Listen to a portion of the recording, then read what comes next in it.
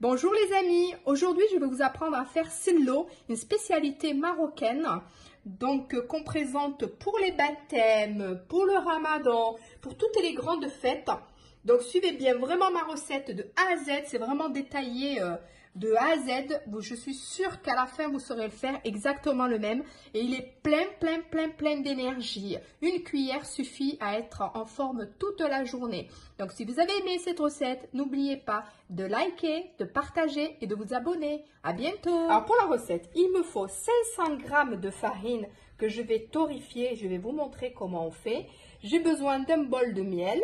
Un bol d'huile d'olive mais chaude qu'il faut que je chauffe. J'ai besoin d'un bol de noisettes torréfiées, j'ai torréfié au four. Un bol de cacahuètes torréfiées au four.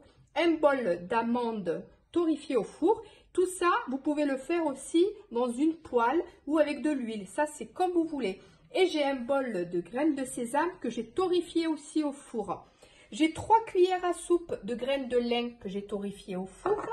J'ai une cuillère à soupe de cannelle, une cuillère à café de sel pour exalter le goût. J'ai une cuillère à soupe de noix de muscade. J'ai à peu près 20 g, disons à peu près 2 cuillères à soupe de gingembre confit. J'ai besoin de quelques graines de clous de girofle. J'ai besoin d'une cuillère à soupe de thym, chez nous appelé z'etra. J'ai besoin d'une cuillère à soupe de menthe aromatique orientale, appelée chez nous tminta. Et j'ai besoin d'une cuillère à soupe de menthe pialote, appelée chez nous fluo. Une cuillère à soupe de graines de fenouil, une cuillère à soupe de graines d'anis. Voilà, donc on va commencer la recette. Et voilà, donc je mets ma farine dans une poêle pour la torréfier. Ceux qui ont une tagine en fonte, c'est bien aussi. Ceux qui n'ont ni l'un ni l'autre, vous savez que vous pouvez le faire au four. Pas plus de 150 degrés, il faut mélanger au fur et à mesure. Voilà, donc je mets sur le feu. Il faut vraiment au fur et à mesure mélanger pour pas que ça brûle. Ce qu'on veut, c'est avoir une coloration bien dorée, bien marron et bien uniforme. Donc c'est pour ça qu'il faut mélanger au fur et à mesure. Vous avez vu, là, ça commence à changer de couleur, regardez. Donc on mélange vraiment bien. Et je voulais vous dire aussi, ce que j'ai oublié, c'est que voilà, si vous avez une petite poêle, n'hésitez pas à faire des petites quantités. Vaut mieux faire des petites quantités et les réussir, plutôt que faire une grosse quantité dans une poêle et les brûler. Vous avez vu la couleur? Donc voilà, si vous voulez pas prendre une cuillère, vous prenez votre poêle et vous la bougez comme ça. Regardez, donc ça se mélange tout seul.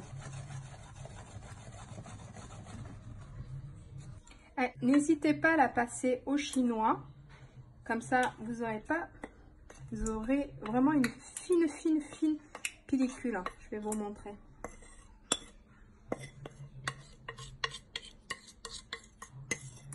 Vous avez vu la couleur obtenue? C'est ce qu'il faut qu'on obtienne. C'est vraiment une belle couleur caramel. C'est vraiment la couleur qu'il faut pour obtenir un très bon silo. Alors regardez, en la passant au chinois, on a vraiment quelque chose de hyper fin.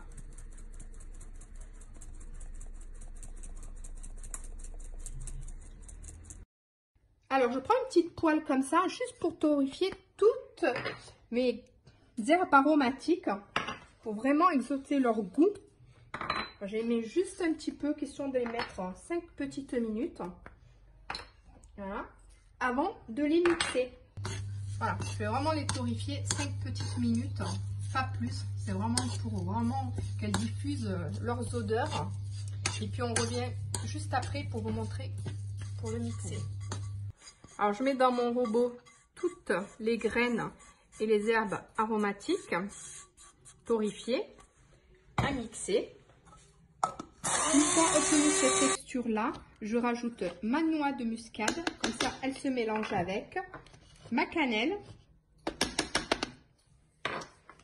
mon sel,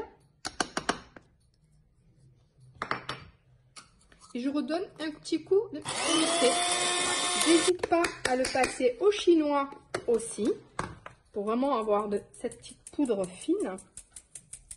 Voilà, regardez, comme ça s'il reste des impuretés, il reste au-dessus. Alors au niveau des graines de sésame, je vais en mixer mais que la moitié. La moitié, je vais le laisser comme ça. Comme ça, on aura un peu de texture. Donc, je mixe vraiment que la moitié. Voilà, on doit obtenir ça. Je remets pareil au chinois. Voilà, je fais la même chose avec notre gingembre confit. Je vais le mixer. Voilà la texture du gingembre confit. Et pareil, j'hésite pas à le passer au chinois. Vous passez vraiment tout ce que vous mixez au chinois. Je mets mes graines de lin à mixer. Allez, là je mets mes amandes torréfiées, mes cacahuètes torréfiées, mes noisettes torréfiées. Parce que ce que je veux, c'est pas de la poudre. Ce que je veux, c'est que ce soit juste concassé. Donc je prends un plus gros robot.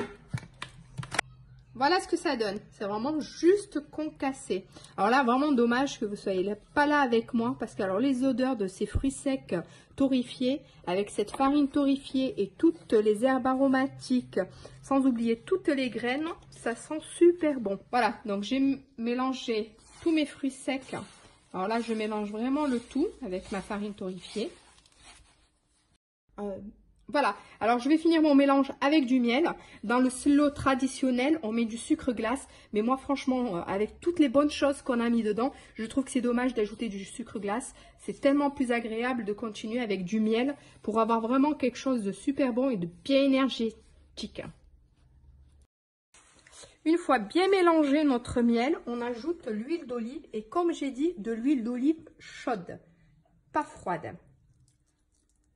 Ça vous permettra de le conserver beaucoup plus longtemps et toujours avec le bon goût.